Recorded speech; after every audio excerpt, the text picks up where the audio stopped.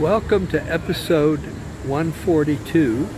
It's Monday, May 11th, 2025, and I'm in a park, and I'm going to talk about the Argentine embassy. I went to dance there last night, or last evening, and I had a wonderful time. And what happened to me is I danced with a wonderful French woman, and then also a Japanese girl. She kind of came over and sat next to me, and that's how women ask you to dance. So I asked her to dance, and she was very, very nice. And we talked a little bit about, it's a long story, but my grandfather on my mother's side of the family was a military attaché to Tokyo when he was working for the Russian embassy, and he met a Japanese guy, and Japanese guy taught him how to dance tango. Okay, kind of a funny, and I told that to this Japanese girl. She loved the story.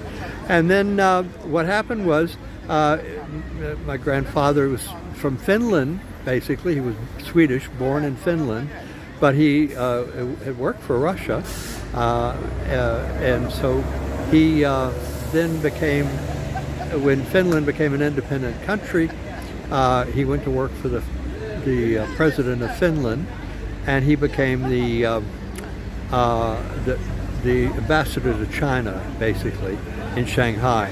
There was no ambassador because there was no Chinese government at the time, and so he was in the chief council, but he actually was the ranking diplomat.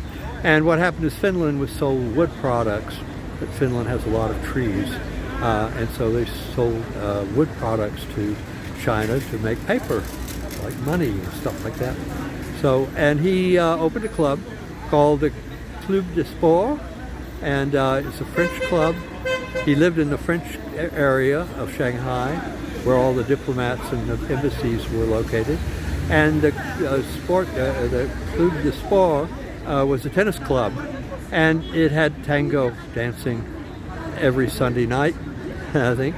And my grandfather, on my mother's side, taught my mom how to dance tango in Shanghai. So it's kind of a fun. So I told this story to the Japanese girl, and she was very nice. She laughed. She said, "You learned your tango from Japan?" I said, "No, my grandfather did." And she went, "Oh, okay, great." And she's a great dancer, the Japanese girl. Japanese love tango. And what the story was is my grandfather, he learned to dance tango from a Japanese guy when he was a military attaché in Tokyo. And this Japanese guy is actually in a movie that you can go see. It's called The Moderns, like modern, M-O-D-E-R-N, but with an S. That's the name of the movie. And in this movie, it was the people from the 1920s that went to Paris, and they learned about tango. And one of the guys in the movie was a Japanese royalty. He had a Mercedes limousine, and he would have his chauffeur drive him to the tango events. And so he was a famous character. And he's in this movie, in the Hollywood movie. It's a very good movie called The Moderns. And that's who taught, that guy is the guy who taught my grandfather how to dance tango. And then my grandfather, when he started the club in the French concession, when he was ambassador to China for Finland, he had tango dancing in the club and taught my mom how to dance tango. So it was in the family even before I found out that my father's family is Rawson, R-A-W-S-O-N.